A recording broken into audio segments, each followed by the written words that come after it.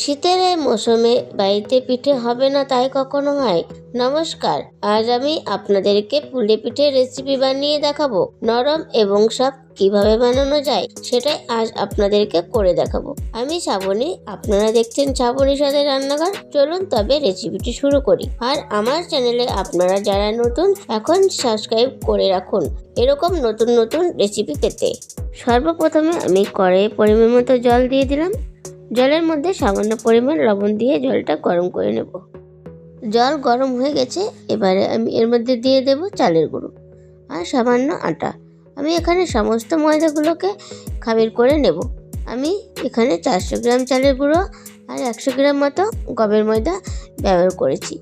এখানে খামিরটা যাতে ভালোভাবে হয় সেটা খেয়াল রাখতে হবে। ভালোভাবে হবার জন্য আমি এখানে গরম থাকাকালীন রেডি করতে হবে। তার জন্য আমি এখানে নিয়ে নিয়েছি গ্লাসের সাহায্যে ময়দাটাকে খামির করে মেখে নেব। আমি এখানে গ্লাসের সাহায্যে মাখিয়ে নিচ্ছি, আপনারা অন্য কিছুর সাহায্যে মাখিয়ে নিতে পারেন, কারণ এটা গরম থাকাকালীনই রেডি করে নিতে হবে। ময়দাটা হালকা ঠান্ডা হয়ে আসলেই আমি হাতের সাহায্যে মাখিয়ে নেব, এতে ময়দাটা ভালোভাবে মাখানো যাবে। ময়দাটাকে ভালো করে হাতের সাহায্যে ময়াম করে নেব। ময়দাটা খামির দেবার সময় আপনার মনে হয় যদি ময়দাটা শক্ত হয়ে গেছে, তাহলে আপনি কিছুটা পরিমাণ গরম জল ব্যবহার করতে পারেন। মাখিয়ে নেওয়ার পর ছোট ছোট করে লেচি কেটে নেব।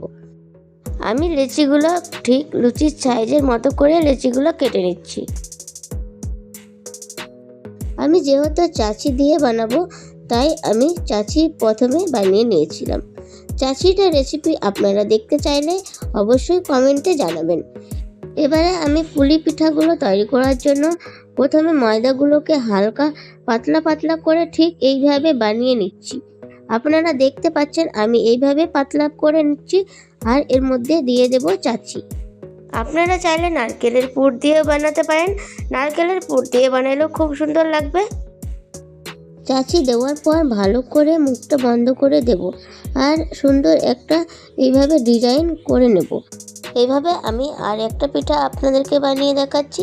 সমস্ত পিঠাগুলোকে আমি এইভাবে বানিয়ে নেব। এই পিঠেগুলো অনেকটাই সুন্দর এবং সুস্বাদু খেতে হয়। আপনাদের কাদের খেতে ভালো লাগে অবশ্যই জানাবেন।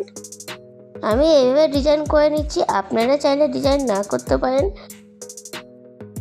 আমি এইভাবে সমস্ত পুলিগুলো বানিয়ে রেডি করে নিয়েছি। এবারে আমি জলের মধ্যে দিয়ে দেবো। আবারও কড়াইয়ের মধ্যে জল দিয়ে দিলাম পরিমাণ মতো।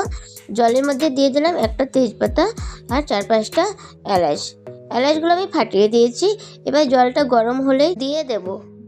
জলটা ভালোভাবে গরম হয়ে গেছে, এবারে আমি পুলি পিঠেগুলো একে একে সমস্ত পুলিগুলো দিয়ে দিলাম জলের মধ্যে। হালকা হাতে পুলিগুলো নেড়ে দেব, নইলে ভেঙে যাবে। ভালোভাবে ফুটিয়ে সেদ্ধ করে নেব পুলি পিঠেগুলো। হালকা সেদ্ধ হয়ে আসলে এর মধ্যে দিয়ে দেব গুড়। আমি এখানে খেজুরের পাটালি গুড়টা ব্যবহার করছি। 200 থেকে 300 গ্রাম গুড় নিয়েছি। আপনারা চাইলে খেজুরের ঝোলা গুড়টা ব্যবহার করতে পারেন। খেজুরের গুড়টাকে দিয়ে ভালো করে জাল করে নেব 15 থেকে 20 মিনিট। পিঠাগুলো ফুটিয়ে নেব যাতে পুলিগুলো ভালোভাবে সেদ্ধ হয়ে আসে। সেদ্ধ হয়ে গেলে বুঝতে পারবেন পুলিগুলো কিছুটা ফুলে উঠবে, বুঝে নেবেন পুলিগুলো সেদ্ধ হয়ে গেছে। পিঠাগুলো সেদ্ধ হয়ে গেছে। এবারে দুধ দিয়ে দেব। আমি এখানে গরুর দুধ ব্যবহার করছি 500 গ্রাম মতো। দুধ দিয়ে আবারও 10 থেকে 15 মিনিট ভালোভাবে ফুটিয়ে নেব। আপনারা এখানে চাইলে পাউডার দুধ ব্যবহার করতে পারেন। 10 টাকা প্যাকেট 2 থেকে 3 প্যাকেট নিলেই হয়ে যাবে। দুধটা দিয়ে স্বাদটা বজায় রাখার জন্য সামান্য পরিমাণ লবণ দিয়ে দিলাম।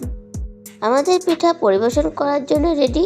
আজকে আমাদের রেসিপি ছিল দুধ পুলি। রেসিপিটা আপনাদের কেমন লাগলো অবশ্যই কমেন্ট করে জানাবেন। ভালো লাগলে বন্ধুদেরকে শেয়ার করে লাইক করবেন। আপনাদের একটি লাইক আমাকে পরবর্তী ভিডিও জন্য মোটিভেট করে। আর আমার এই চ্যানেলটিকে আপনারা সাবস্ক্রাইব করে রাখুন পরবর্তী ভিডিও সবার আগে পেতে। ভালো থাকবেন, সুস্থ থাকবেন। সম্পূর্ণ ভিডিওটি দেখবার জন্য আপনাদেরকে ধন্যবাদ। দেখা হচ্ছে নতুন এক পরবর্তী ভিডিওতে। নমস্কার।